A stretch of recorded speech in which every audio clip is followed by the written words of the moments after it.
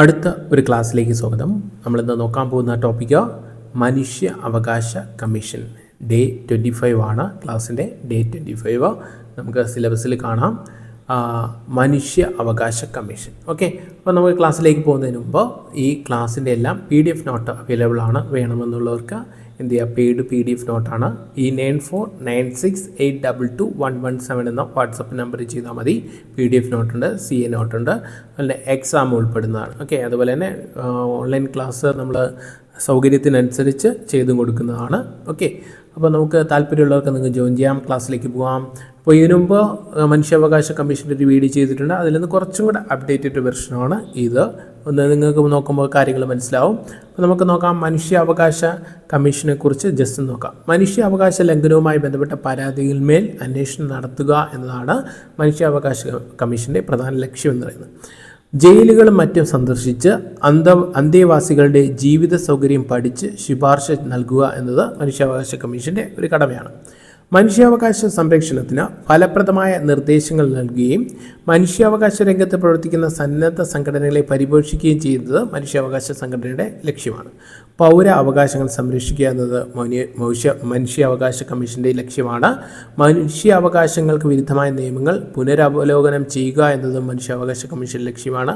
ഭരണനിർവഹണ രംഗത്തെ പരിഷ്കരണങ്ങൾ നടപ്പിലാക്കേണ്ടത് മനുഷ്യാവകാശ കമ്മീഷൻ ലക്ഷ്യമാണ്. തടവറകളിലെ അതിക്രമങ്ങൾ തടയുക മനുഷ്യാവകാശ കമ്മീഷൻ ലക്ഷ്യമാണ്. അതിൻ്റെ പട്ടികജാതി പട്ടികവർഗ വിഭാഗങ്ങളുടെ മനുഷ്യാവകാശ നിഷേധങ്ങൾ ഇല്ലാതാക്കുക എന്നിവയെല്ലാം എന്താണ് മനുഷ്യാവകാശ കമ്മീഷൻ്റെ കടമയാണ്.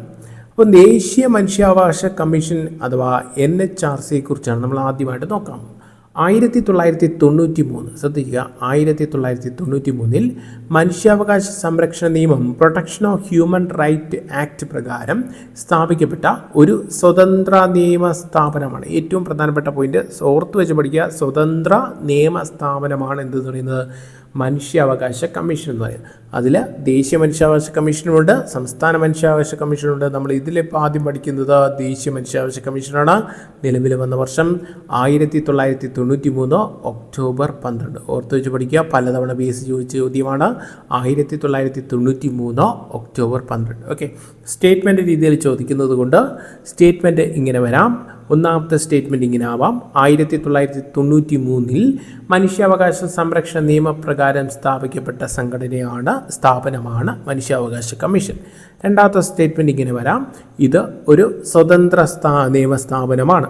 മൂന്നാമത്തെ സ്റ്റേറ്റ്മെൻറ്റ് ഇങ്ങനെ വരാം: നിലവിൽ വന്ന വർഷം 1993 ഒക്ടോബർ 12.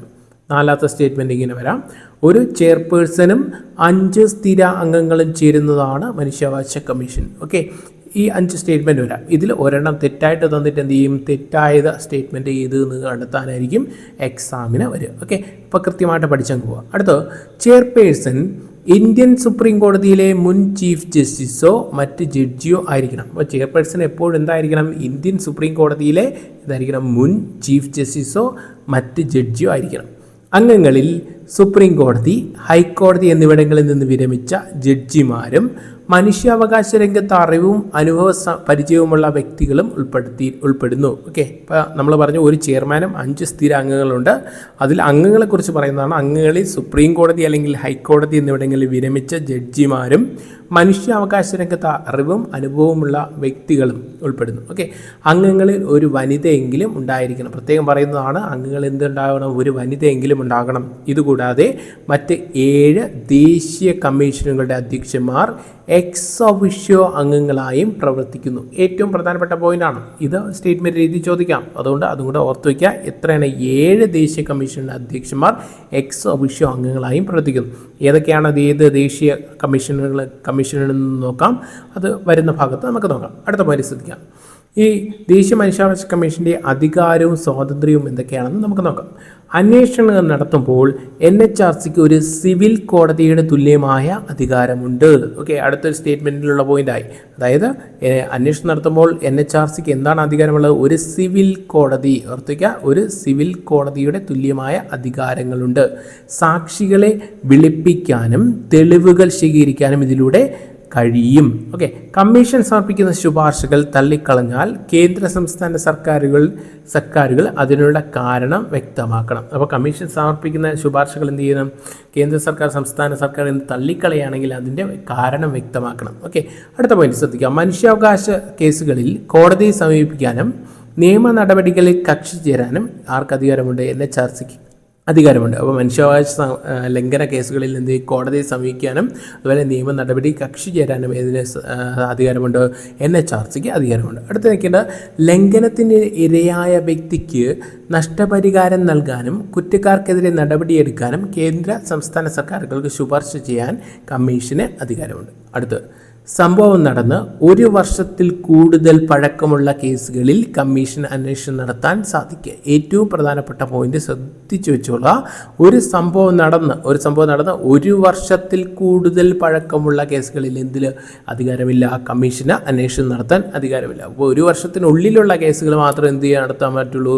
അന്വേഷണം നടത്താൻ പറ്റുള്ളൂ എന്ന് കൃത്യമായിട്ട് ഓർത്തിക്കുക. അടുത്ത പോയിന്റ് ശ്രദ്ധിക്കുക. NHRCയുടെ അംഗങ്ങളുടെ കാലാവധിയും നീക്കം ചെയ്യലും എങ്ങനെയാണെന്ന് നോക്കാം.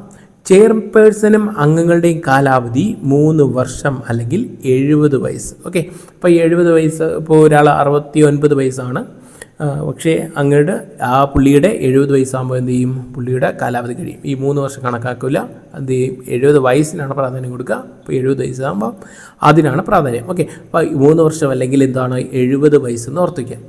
തെളിയിക്കപ്പെട്ട സ്വഭാവദൂഷ്യത്തിൻ്റെയോ കഴിവുകേടിൻ്റെയോ അടിസ്ഥാനത്തിൽ രാഷ്ട്രപതിക്ക് ഇവരെ സ്ഥാനത്ത് നിന്ന് നീക്കം ചെയ്യാൻ അധികാരമുണ്ട്. എന്തിൻ്റെ അടിസ്ഥാനത്തിലാണ്?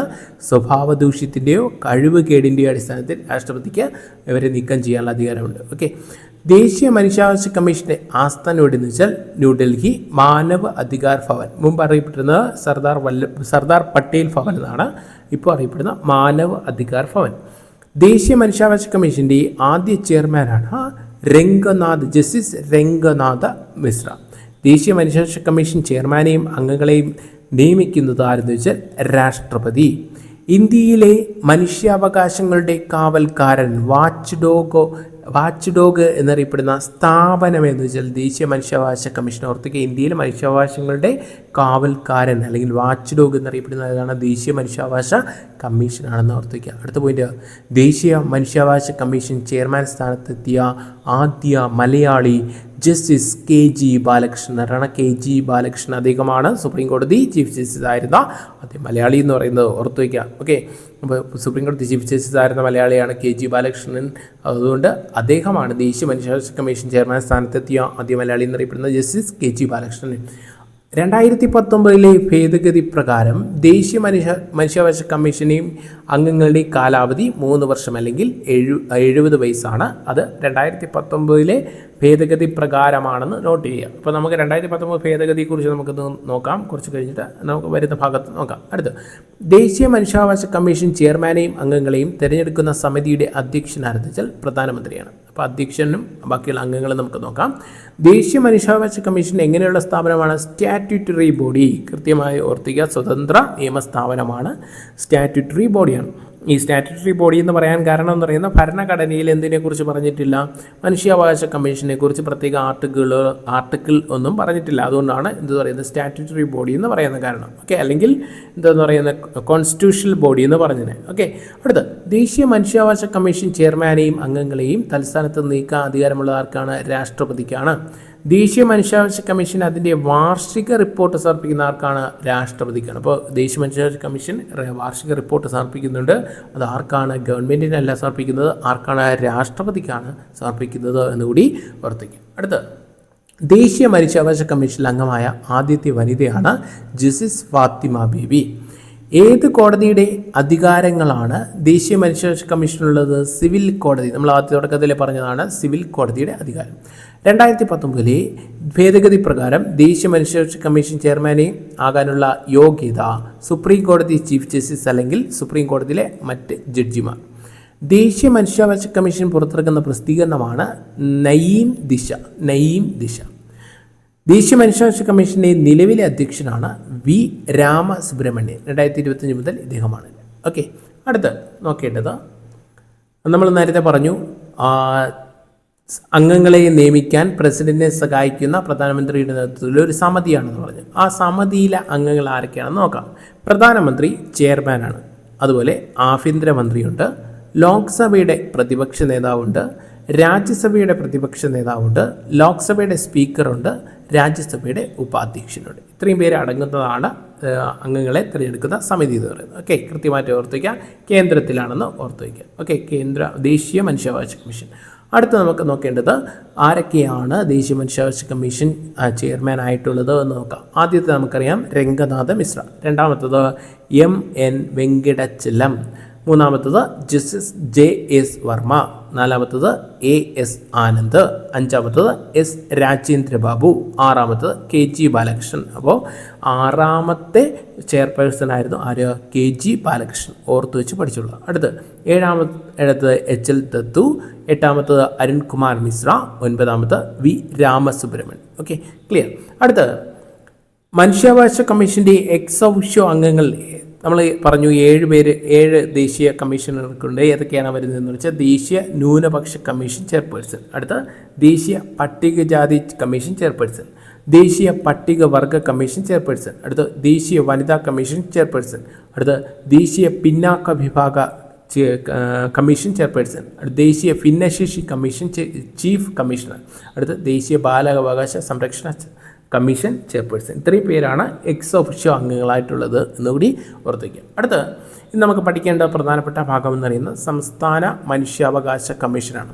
ഈ സംസ്ഥാന മനുഷ്യാവകാശ കമ്മീഷൻ 1993 മനുഷ്യാവകാശ സംരക്ഷണ ആക്ട്, 1994 10-ാം നമ്പർ കേന്ദ്ര ആക്ടിലെ അധ്യായം 4 കീഴിൽ ഒരു സംസ്ഥാന കമ്മീഷന് നൽകിയിട്ടുള്ള അധികാരങ്ങൾ പ്രയോഗിക്കുന്നതിനും ഏൽപ്പിച്ച ചുമതല നിർവഹിക്കുന്നതിന് വേണ്ടി പ്രസ്തുത ആക്ടിലെ 21-ാം വകുപ്പ് 1 ഉപവകുപ്പ് പ്രകാരമാണ് 1998 ഡിസംബർ 11 കേരള സംസ്ഥാന മനുഷ്യാവകാശ കമ്മീഷൻ രൂപീകരിക്കപ്പെട്ടത്. ജസ്റ്റ് ഒന്ന് പറഞ്ഞതേ ഉള്ളൂ, ജസ്റ്റ് ഒന്ന് ഓർത്ത് വെച്ചിരിക്കുക കേട്ടോ.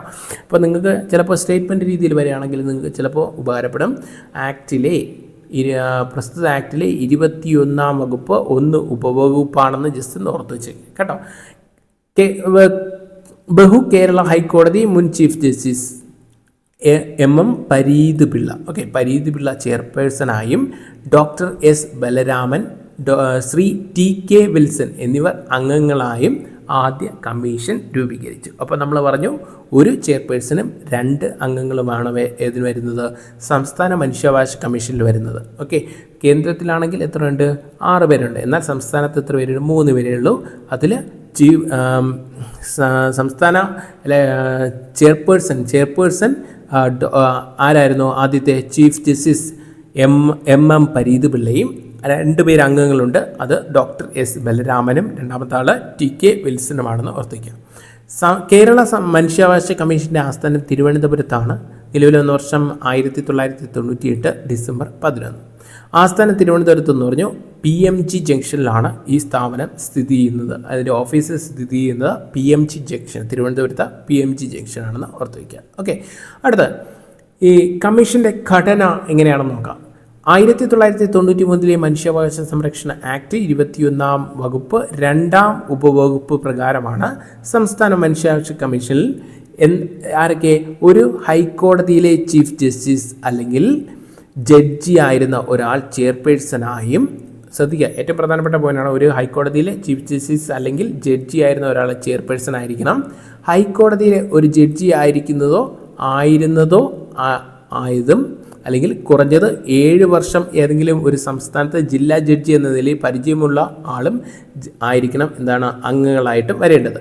അതുപോലെ തന്നെ മനുഷ്യാവകാശം സംബന്ധിച്ച കാര്യങ്ങളിൽ അറിവും പ്രായോഗിക വിവരമുള്ളതായിരിക്കണം അംഗങ്ങളായിട്ട് വരേണ്ടത് എന്നുകൂടി ഓർത്തിരിക്കുക. അടുത്ത് സംസ്ഥാന മനുഷ്യാവകാശ കമ്മീഷൻ ചെയർമാനെയും അംഗങ്ങളെ നിയമിക്കുന്ന ആരെന്ന് വെച്ചാൽ ഗവർണറാണ്, സംസ്ഥാനത്തിൻ്റെ ഗവർണർ. എന്നാൽ സംസ്ഥാന മനുഷ്യാവകാശ കമ്മീഷൻ ചെയർമാനെയും അംഗങ്ങളെ നീക്കം ചെയ്യുന്നത് രാഷ്ട്രപതിയാണെന്ന് ഓർത്തുവയ്ക്കുക.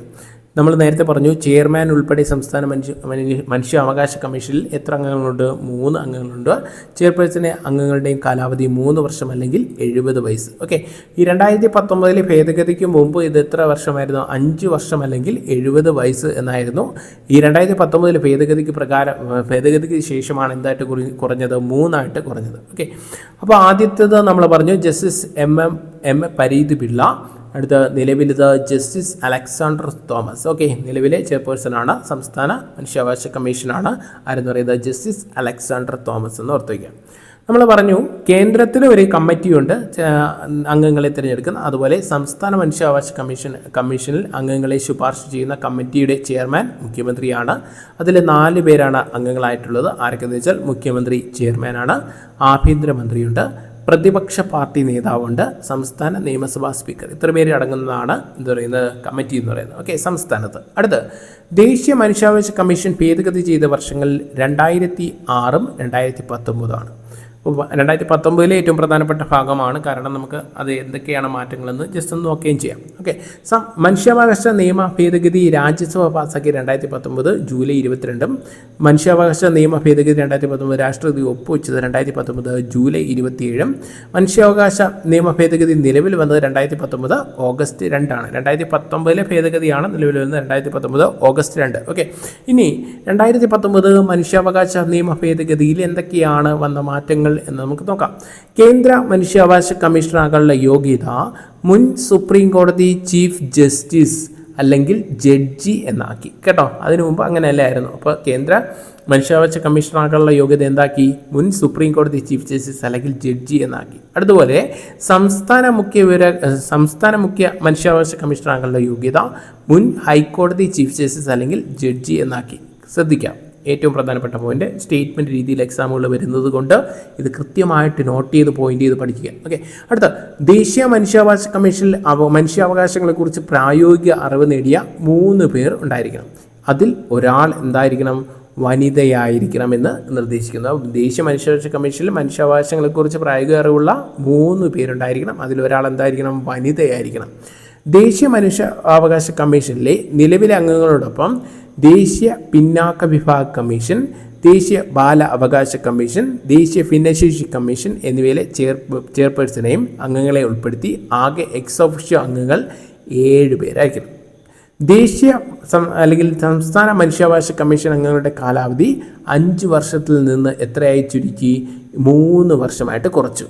അത് 2019 മനുഷ്യാവകാശ നിയമ ഭേദഗതിയാണെന്ന് ഓർത്തിരിക്കുക. അംഗങ്ങളുടെ കാലാവധി കഴിഞ്ഞാൽ അവരെ ഗവൺമെൻറ്റിന് വീണ്ടും നിയമിക്കാം. നിലവിലെ മനുഷ്യാവകാശ കമ്മീഷൻ അംഗങ്ങൾ എത്രയാണ്? 6 പേര്, ചെയർമാൻ ഉൾപ്പെടെ 6 പേരാണെന്ന് ഓർത്തിരിക്കുക. ക്ലിയർ? ഓക്കെ, അപ്പോൾ ഇത്രയും പ്രധാനപ്പെട്ട വിവരങ്ങളാണ് മനുഷ്യാവകാശ കമ്മീഷനുമായി ബന്ധപ്പെട്ട് നിങ്ങളുടെ മുമ്പിൽ അവതരിപ്പിച്ചിട്ടുള്ളത്. നിങ്ങൾക്ക് ഇഷ്ടപ്പെടുകയാണെങ്കിൽ ഇത് ലൈക്ക് ചെയ്യുക, ഷെയർ ചെയ്യുക. അതുപോലെ തന്നെ അടുത്ത ക്ലാസ്സിന് വേണ്ടി വെയിറ്റ് ചെയ്യുക. അടുത്ത ക്ലാസ്സിൽ ഒരു നല്ല ടോപ്പിക്കായിട്ട് വീണ്ടും വരാം. Thank you.